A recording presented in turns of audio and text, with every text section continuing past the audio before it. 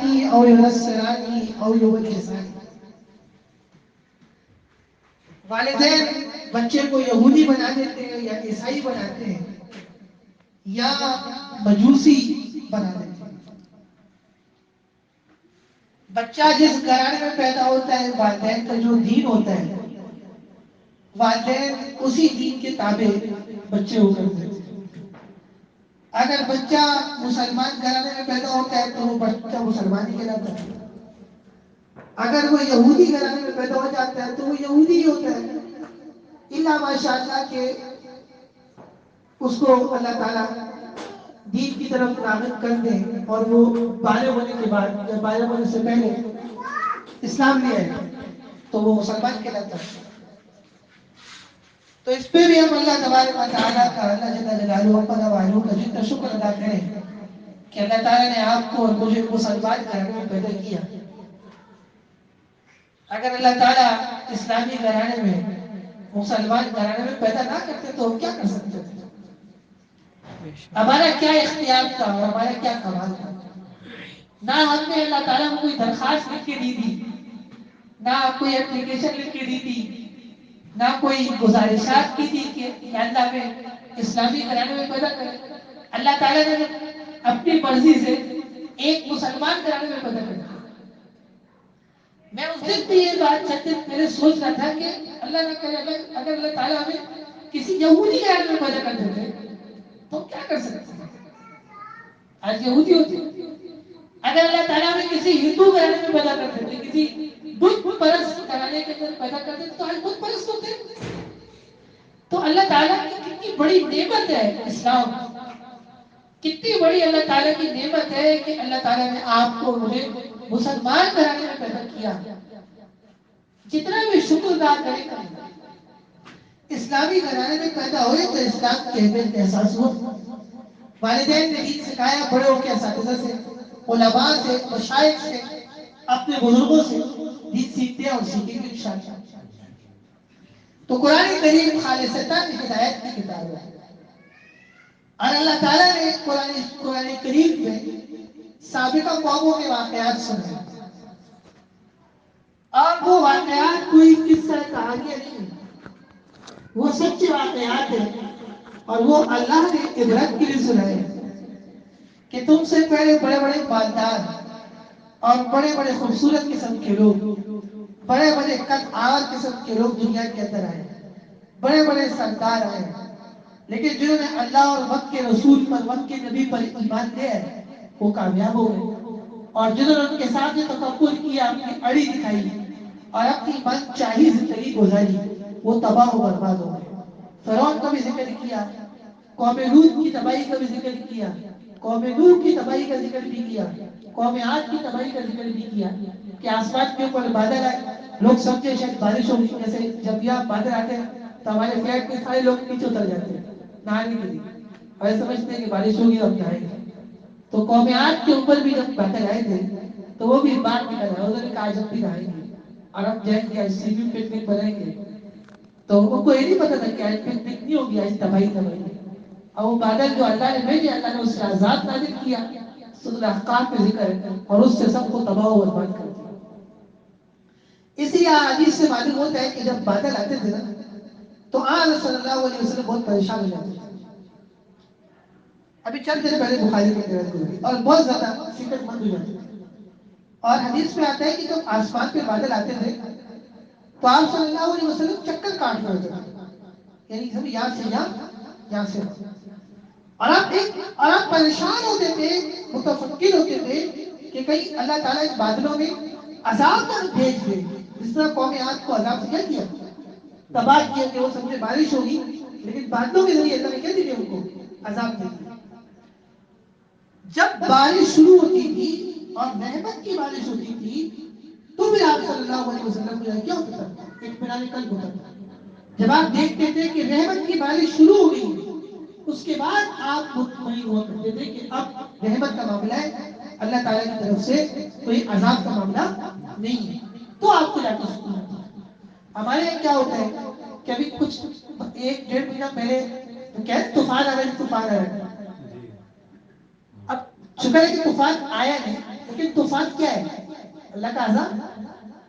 اور کیوں آتا ہے؟ گناہوں کی وجہ سے آتا ہے. ہم جو اللہ کو ناراض کرتے ہیں. تو اگر خدا نہ خواستہ کبھی اس طرح خبریں چلیں کہ طوفان آ رہے تو ہمیں کیا کرنا ہے؟ استغفار کرنا ہے. وَمَا كَانَ اللَّهُ لِيُعَذِّبَهُمْ وَهُمْ يَسْتَغْفِرُونَ. اور اللہ ایسے لوگوں کو عذاب نہیں دیتے جو استغفار کرتے ہیں. استغفار کرنے والوں کے عذاب نہیں کرتے. استغفار کرنے والوں کو اللہ مال و دولت دیتے ہیں. استغفار کرنے والوں کے خلاف کوئی احتیاط نہیں بنا سکتا. استغفار والوں استغفار کرنے سے بارشیں ہوتی ہیں. مولانا روح رحمۃ اللہ علیہ فرماتے ہیں تمام پریشانیوں کا علاج کثرت استغفار ہے. تھوڑے استغفار سے کام نہیں ہوگا. آج کل لوگ گناہ زیادہ کر رہے ہیں. فتنے کا دور ہے. جتنا زیادہ استغفار کریں گے اتنے زیادہ فوائد حاصل کریں گے دنیا میں بھی آخرت میں.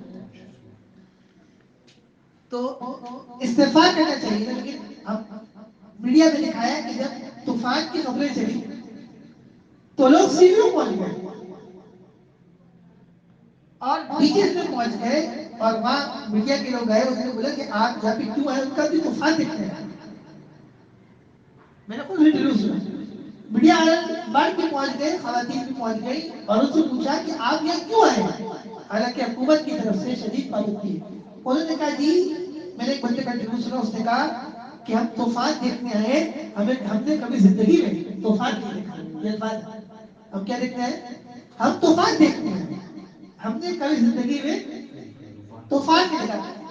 ان ادر ورڈ دوسرے الفاظ میں اس کا معنی یہ ہے کہ ہم اللہ کے عذاب کو دیکھنے آئے ہیں. ہم نے اللہ کا عذاب کو بھی دیکھا ہے. طوفان کیا ہے؟ عذاب ہی ہے نا. قوم نوح میں کیا آیا تھا؟ طوفان ہی آیا تھا نا. یہ جو کہتے ہیں سونامی آیا. سونامی تو کچھ نہیں ہے جو تمہارے نوح آیا.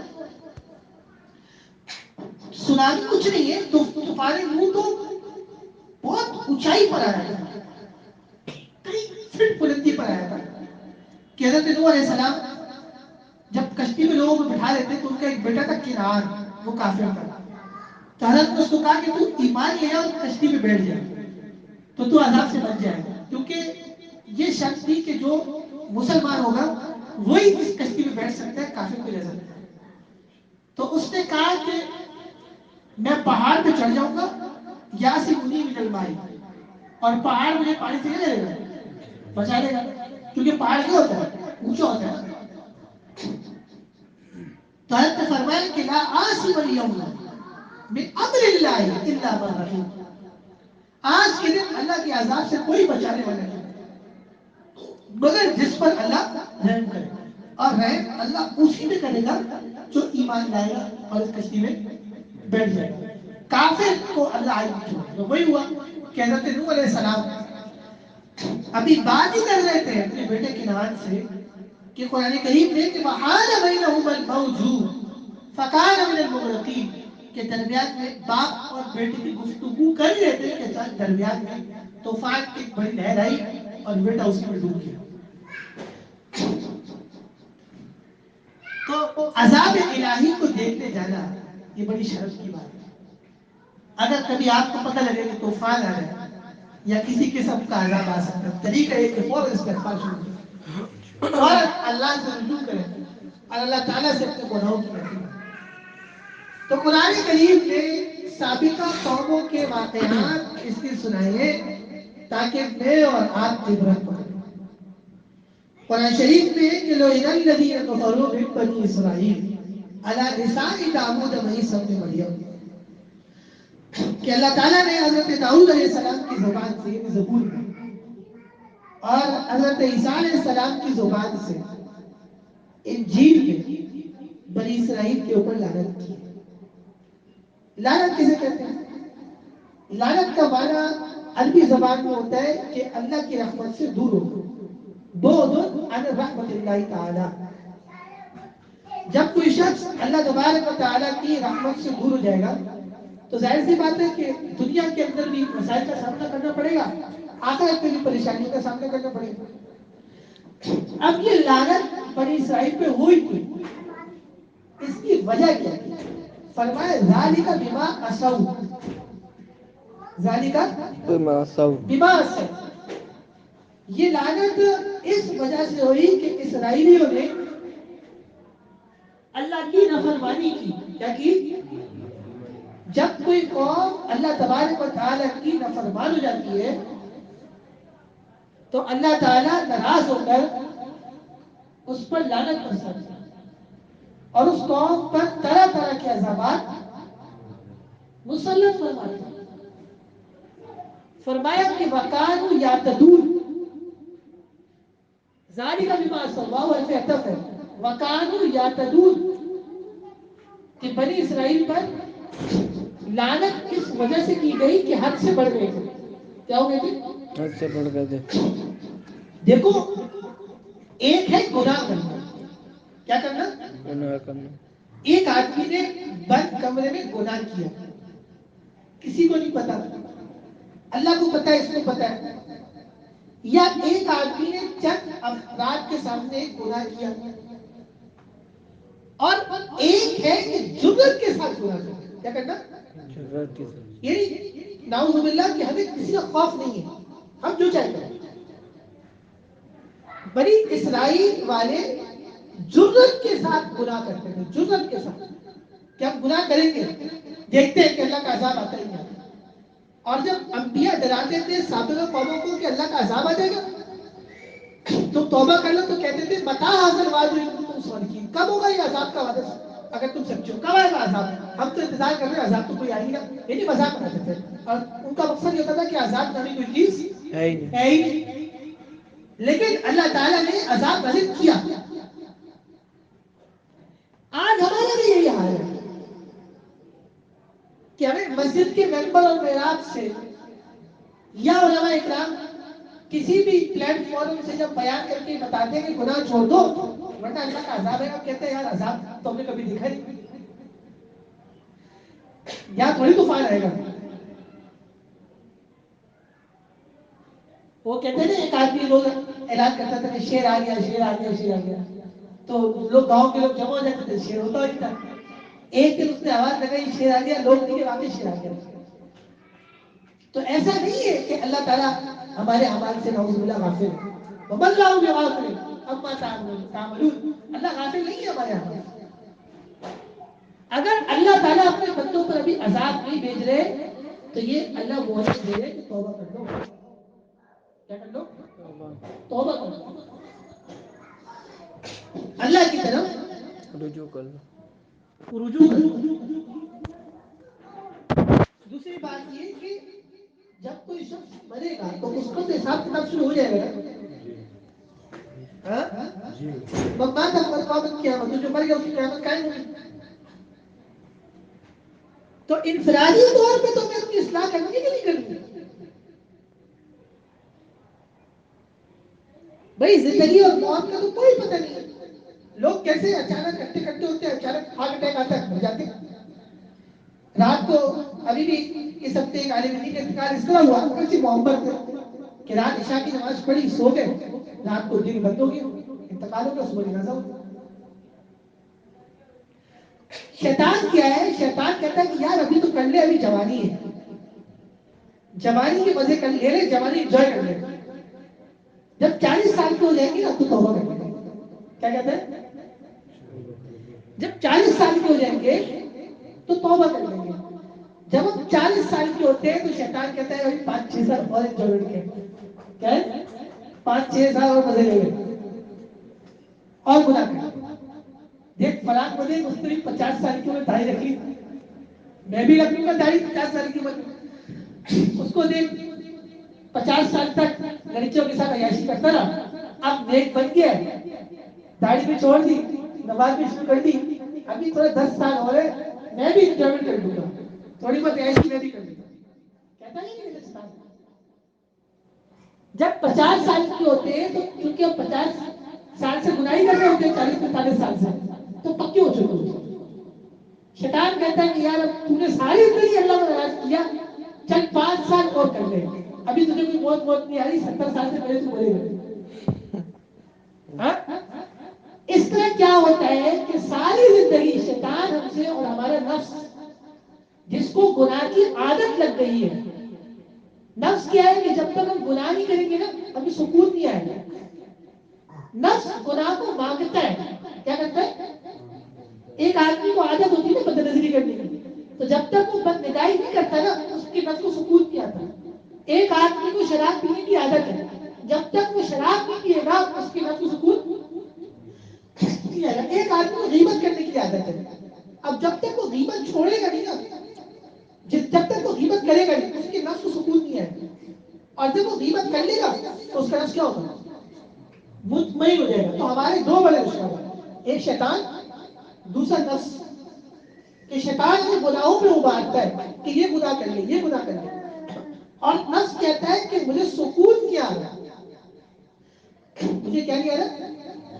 سکون نہیں آ رہا. سنیما چلو، فلم دیکھ کے آتے ہیں، مووی دیکھ کے آتے ہیں، انجوائے کرتے ہیں.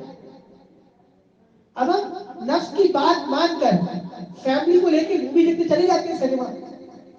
جب وہاں سے آتے ہیں تو نفس بظاہر لگ رہا ہوتا ہے کہ وہ مطمئن ہے، لیکن ہم اپنے نفس کو گناہوں کا عادی بنا کے پکا مجرم بنا رہے ہوتے ہیں تاکہ سرٹیفکیٹ لگ جائے کہ یہ مجرم ہے پکا.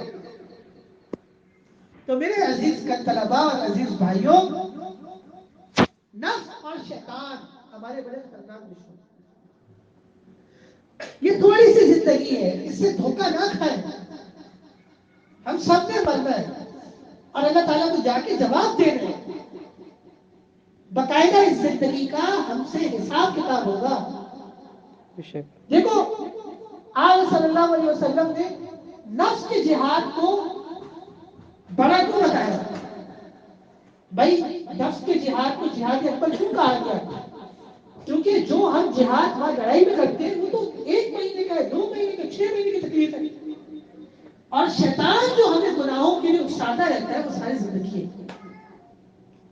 امام احمد بن حنبل رحمۃ اللہ نے کیا فرمایا کہ جب تک احمد بن حنبل کی روح ایمان سے نہیں نکل جائے گی، احمد بن حنبل کا خاتمہ جب تک ایمان پہ نہیں ہوگا اس وقت تک میں سکون سے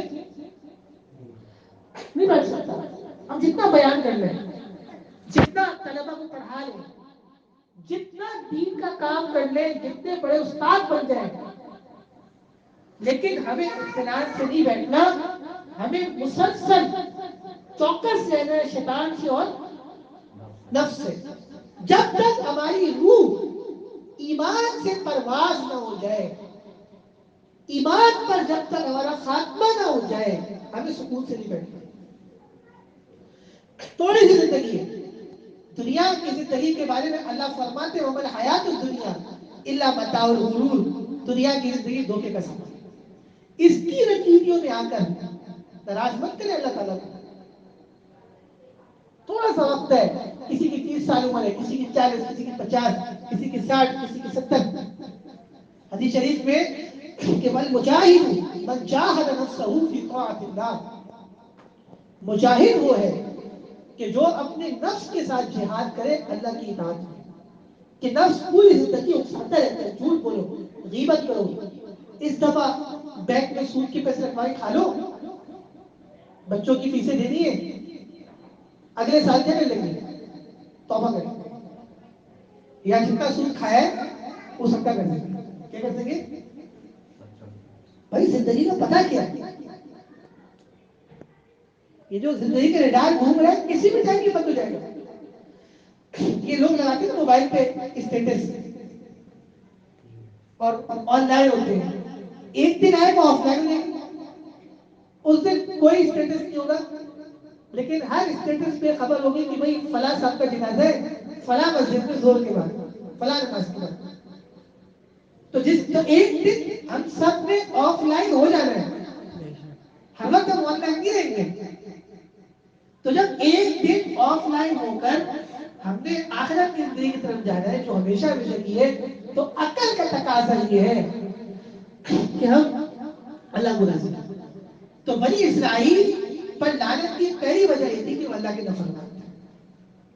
پھر فرمائے وَقَالُوا يَعْتَدُونَ. صرف نافرمان نہیں تھے، حد سے بڑھ گئے تھے، جرم کے ساتھ برا کرتے تھے کہ کریں گے. جیسے وہ مشہور واقعہ ہے قرآن کریم میں اللہ نے سنایا کہ اللہ تعالیٰ نے بنی اسرائیل کو ہفتے کے دن یوم السبت کے دن شکار کرنے سے منع فرمایا. اور ہفتے کا دن ان کی عبادت کے لیے منتخب ہوا۔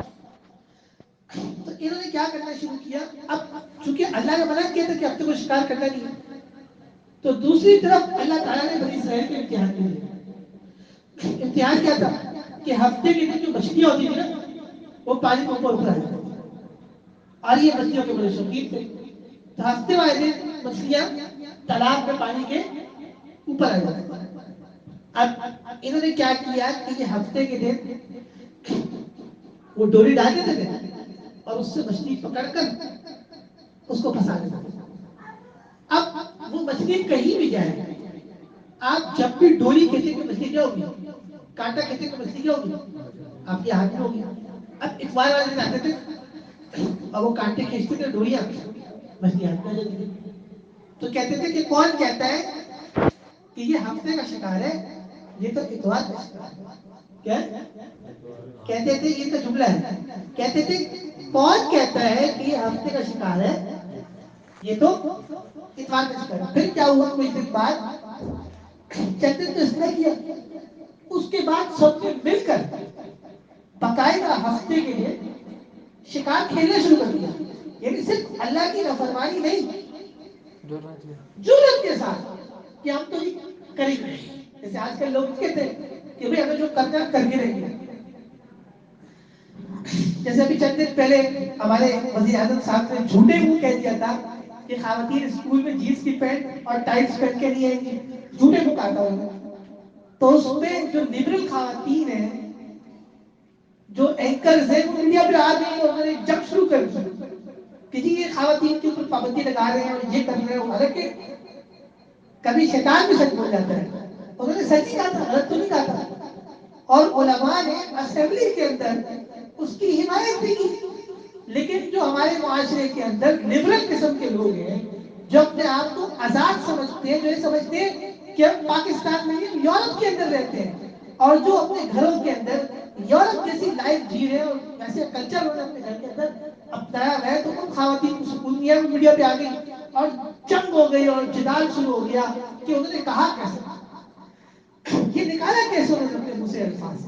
اس کے بعد جو ہمارے وزیر اعظم صاحب نے جھوٹے منہ میں جو کہا تھا وہ اس سے بھی پیچھے ہٹ گئے، انہوں نے بھی توبہ کی کہ غلطی سے نکل گیا، آئندہ نہیں بولوں گا۔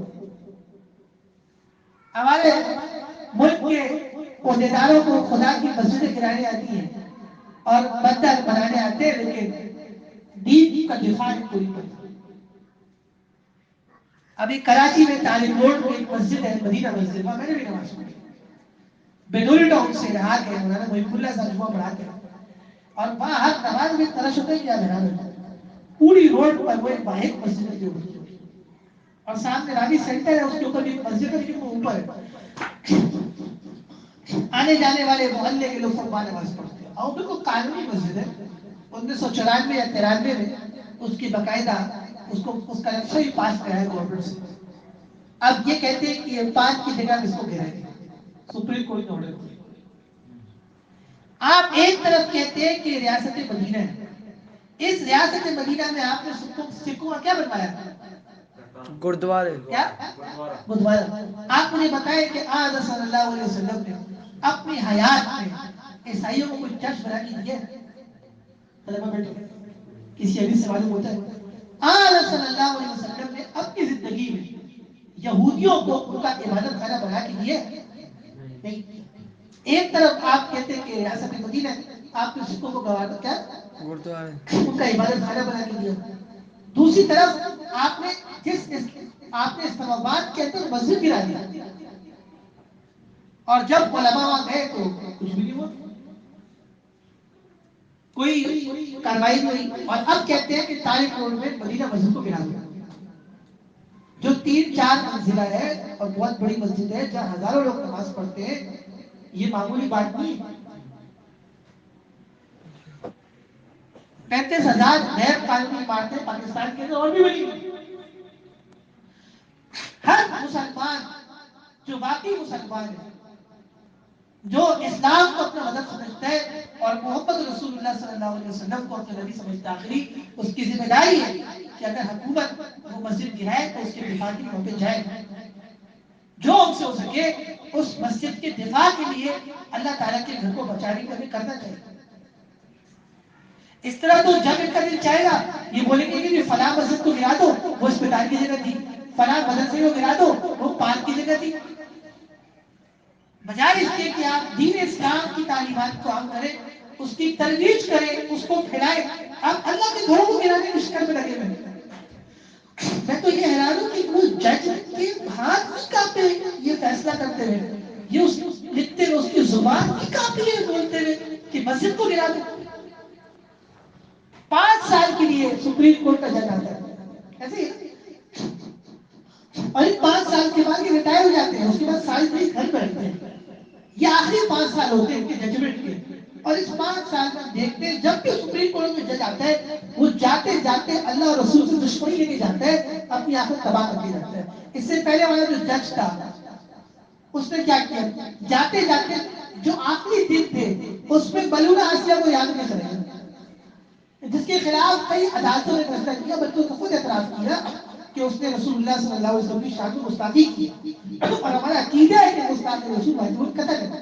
آپ صلی اللہ علیہ وسلم نے ابن خطل کے بارے میں کہا, بخاری شریف کی روایت ہے کہ ابن خطل یہ گستاخ رسول تھا, ابن خطل اگر کعبہ کا غلاف بھی پکڑ لے فقتلہ, آپ نے صحابہ کو کہا اس کو قتل کرو. فرمایا ابن خطل اگر کعبہ کا غلاف بھی پکڑ لے فقتلہ, اس کو قتل کر دو. اب صحابہ کرام گئے اور ابن خطل کو پکڑ کے قتل کر دیا.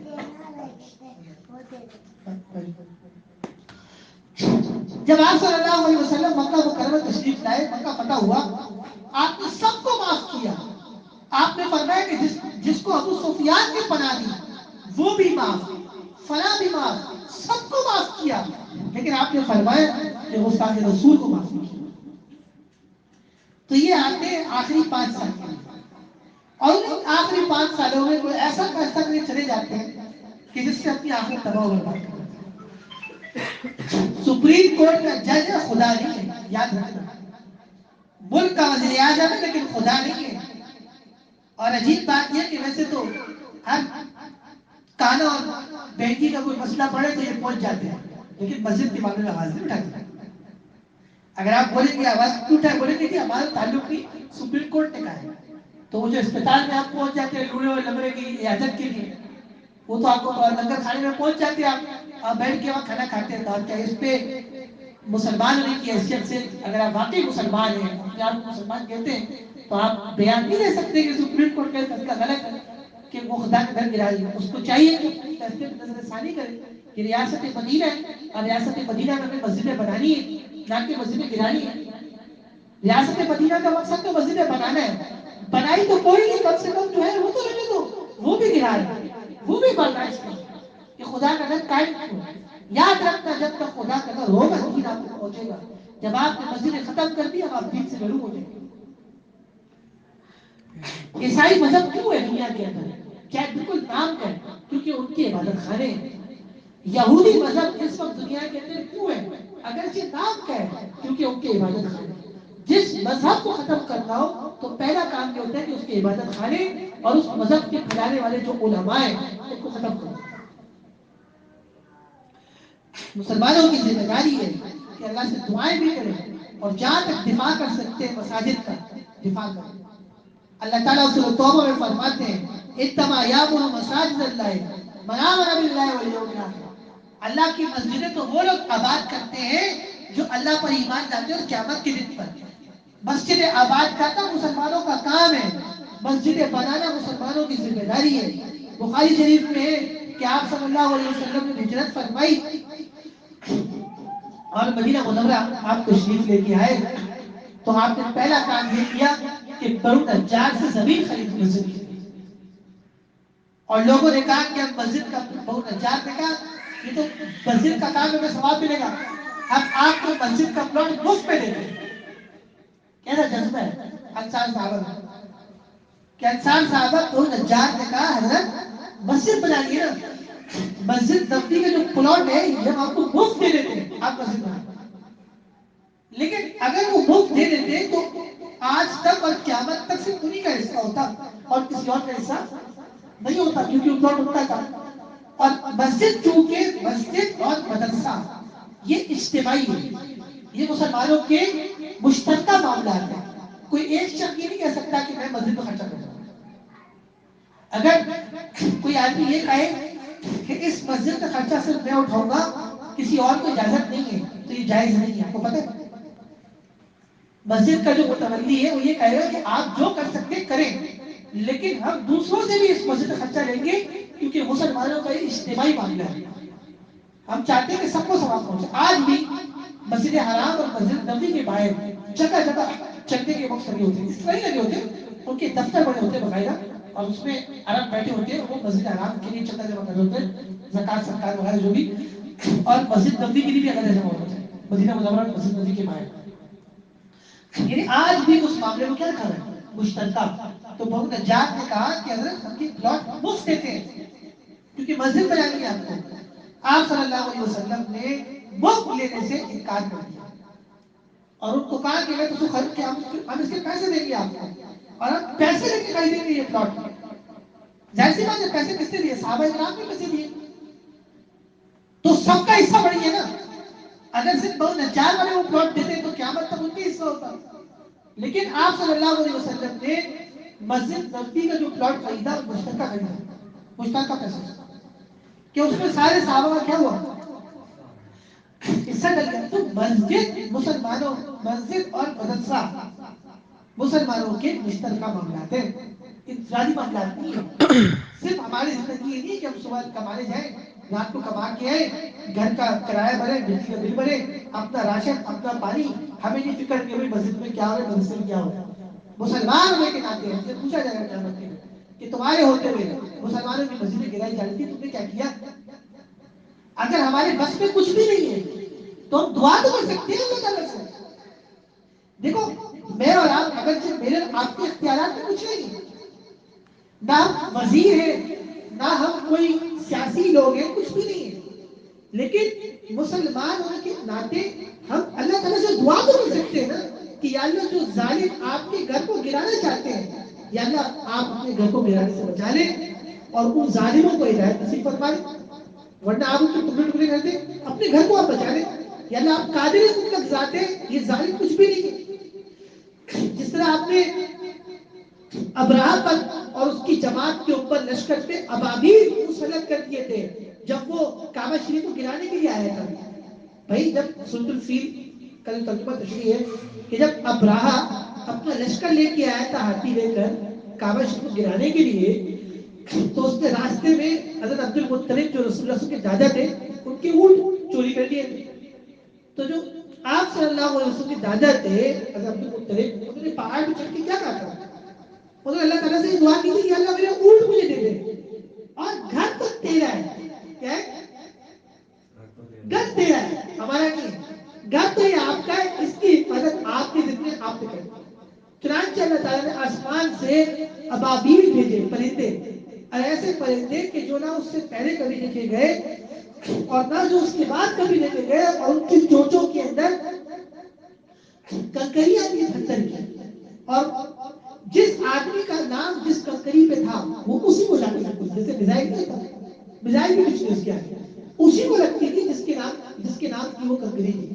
اور کہتے ہیں کہ جب لگتی تھی جا کر تو میزائل کی طرح ایسی ہوتی تھی کہ جاتی تھی اندر تو آدمی سے مر جاتا. تو یا اللہ یہ مدینہ مسجد ہے، جن کی مساجد ہے، یہ آپ کا گھر ہے، ہمارے تو اختیارات نہیں تو کمزور ہے، لیکن ہم دعا تو کر سکتے ہیں کہ اللہ تعالیٰ مدینہ مسجد کی حفاظت فرمائے، تمام مساجد مدارس کی اللہ حفاظت فرمائے، اللہ تعالیٰ علماء کی طلباء کی حفاظت فرمائے. کثرت سے علماء آئے دن ہم سنتے ہیں کہ پاکستان کے فلاں عالم کا انتقال ہو گیا، ہندوستان کے فلاں معمر اور مشہور قسم کے عالم دین انتقال فرما گئے. کل بھی قیامت کی علامت ہے. حدیث میں آتا ہے کہ اللہ تعالیٰ علماء کو اٹھا لیں گے، اللہ تعالیٰ علم اٹھا لیں گے، ولیکن بقبض العلماء، فرمایا کہ اللہ تعالیٰ علم اس طرح نہیں اٹھائیں گے کہ بندوں کے سینوں سے نکال لیں گے، ينتزعون العباد، ولیکن بقبض العلماء، اللہ تعالیٰ علم اس طرح اٹھائیں گے کہ علماء ہی کو دنیا سے اٹھا لیں گے. تو علماء کے سینے میں علم ہے نا، اور جب علماء ہی زمین پہ نہیں رہیں گے تو لوگ کس سے اپنے مسائل پوچھیں گے؟ دین کس سے سیکھیں گے؟ جو حال رہ جائیں گے، جاہل لوگ بیٹھ جائیں گے، وہ یہ کام سنبھال لیں گے، 2 نمبر قسم کے لوگ سنبھال لیں گے. تو علماء کا وجود زمین پر بہت مبارک ہے. اور جب تک علماء ہیں، آج کل تو ہم دن رائے سنتے ہیں، روزانہ ہی سنتے تقریباً کہ آج فلاں عالم کا انتقال ہو گیا، کل فلاں عالم کا انتقال ہو گیا. ابھی ایسے سے علماء انتقال کر گئے کہ جو بالکل صحیح تھے، کوئی بیماری نہیں تھی ان کو، اور رات کو سوئے، رات کو انتقال ہو گیا. تو جب اللہ، اس کا مطلب ہے کہ اللہ کی ناراضگی ہے اسے، کہ اللہ تعالیٰ اپنے نیک بندوں کو اٹھا رہے ہیں. جب علماء ہی چلے جائیں گے تو کون لے لیں گے؟ عام لوگ لے لیں گے. تو اس لیے اللہ تعالیٰ سے رجوع کرنا چاہیے، اور دعا کرنی چاہیے اللہ تعالیٰ ہمارے علماء کا سایہ ہم پہ تعدیل قائم رکھے. اور جب تک علماء ہیں، ان کی وجہ سے اللہ تعالیٰ ہم پر بھی رحمت برسائے. جب تک علماء اکرام اللہ تعالیٰ کے نیک بندے اس زمین کے اوپر موجود ہیں، ان کی وجہ سے اللہ تعالیٰ ہمیں بھی اپنے عذابات سے بچا رہے، اپنے مختلف قسم کے عذابوں سے محفوظ رکھے. تو یہ ہماری گناہ ہے نا کہ جس کی وجہ سے علماء جا رہے ہیں. اور قیامت کی علامات میں بھی ان من اشراط الساعہ. تو اللہ تعالیٰ علماء طلباء کی، مساجد کی، مدارس کی، مسلمانوں کی اللہ تعالیٰ حفاظت فرمائے. جو پریشان حال ہے اللہ ان کی پریشانی دور فرمائے. الحمدللہ رب العالمین والعاقبۃ للمتقین. اللہم صلی وسلم علی النبی وبارک وسلم وسلم علیہ. اللہ تعالیٰ ہماری اس مجلس کو قبول فرمائے. اللہ اس عاجز فقیر کے اور ہم سب کے تمام کبائر صغائر گناہ معاف فرمائے. آمین. جو جان کے کیے، جو بھول کے کیے، غلطی سے کیے، دانستی میں کیے، اجتماعی طور پہ کیے، انفرادی طور پہ کیے، اللہ سب معاف فرمائے. اللہ تعالیٰ نے آئندہ زندگی دین کے مطابق گزارنے کی، سنت کے مطابق گزارنے کی توفیق دی. اللہ تعالیٰ مدینہ مسجد کی اور تمام مساجد کی حفاظت فرمائے. اور اپنی کلہاڑی سے اللہ ان لوگوں کو قتل کرے کہ جو مساجد کو گرانا چاہتے ہیں. اور اللہ اپنی کلہاڑی اور اپنی تلوار سے اور اپنے فرشتوں کے ذریعے سے ان لوگوں کو عذاب دے اگر وہ ہدایت نہیں آتے جو مسجد گرانے کے طلبے ہیں. اللہ دین کی، اسلام کی، علماء مسلمانوں کی حفاظت فرمائے. جو مسلمان پریشان حال ہے اللہ اپنی قدرت سے ان کی پریشانیاں دور فرمائے. آتے جاتے لوگ دعاؤں کی درخواست کرتے ہیں، اللہ تعالیٰ سب کی دعائیں قبول فرمائے. جو قرضدار ہیں اللہ ان کی قرض کی ادائیگی کے سبب پیدا فرمائے. عزت کے ساتھ اللہ ان کے قرض ادا فرمائے. جن کے ہاں رشتوں کے مسائل ہیں اللہ نیک رشتے نصیب فرمائے. جن کے ہاں اولاد نہیں ہے اللہ نیک اولاد نصیب فرمائے. جن کے ہاں اولاد ہے اللہ تعالیٰ نیک بنائے، صالح بنائے، تابعدار بنائے، وفادار بنائے. جن کے اور مسائل ہیں اللہ اس مبارک مجلس کی برکت سے مسائل دور فرمائے. حاضرین مجلس اور ہم اور جتنے لوگ بلڈنگ میں رہتے ہیں یا کہیں بھی مسلمان آباد ہیں اللہ سب کی جائز حاجات پوری فرمائے.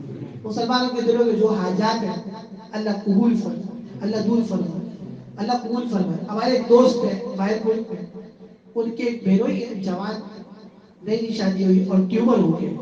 آپ دعا فرمائیں کہ اللہ ان کے بہنوئی کو مکمل صحت اور شفائی کلی عطا فرمائے. اللہ تعالیٰ ان کی بہن کے گھرانوں کو خوب خوشیاں نصیب فرمائے، مبارک زندگی عطا فرمائے. حضرت والد صاحب بیمار رہتے ہیں، ابھی بھی سب کو ڈائلسس چل رہا ہے. اللہ تعالیٰ ان کو مکمل صحت اور شفائی کلی نصیب فرمائے. اللہ تعالیٰ والد صاحب اور والدہ سب کا سایہ اللہ تعدیل قائم رکھے. اللهم ربنا آتنا في الدنيا حسنة وفي الآخرة حسنة وقنا عذاب النار. اللهم احسن عاقبتنا وسهل لنا في الأمور كلها واجرنا من خزي الدنيا وعذاب الآخرة. اللهم ربنا ارحمهما كما ربياني صغيرا. اللهم ربنا هب لنا من أزواجنا وذرياتنا قرة أعين واجعلنا للمتقين إماما. اللهم رب اجعلني مقيم الصلاة ومن ذريتي. اللهم ربنا وتقبل دعاء. اللهم ربنا اغفر لي ولوالدي وللمؤمنين يوم يقوم الحساب. انشاءاللہ 10 فروری کو 10 فروری جمعرات کے دن عشاء کے بعد باہر نیچے ختم بخاری کی تقریب ہے جس طرح پچھلے سال ہوئی تھی. اس سال 10 فروری جمعرات کا دن عشاء کی نماز کے بعد نیچے ختم بخاری کی تقریب ہے اور بڑا انتظام ہے. انشاءاللہ طلباء، علماء، عوام، شریک و خواتین کے لیے باپردہ انتظام ہے. اور آپ صلی اللہ علیہ وسلم کی وہ حدیث جو امام بخاری شریف میں سب سے آخر میں لائے اس کا انشاءاللہ درس ہوگا اور علماء طلباء اور تمام لوگ شریک ہوں گے. آپ لوگ بھی ضرور شریک ہوں. بتانے کا مقصد یہ کہ مہینہ ہے اس کی تیاری کرو، کوشش کریں کہ زیادہ سے زیادہ لوگ اس پہ شریک ہو جائیں.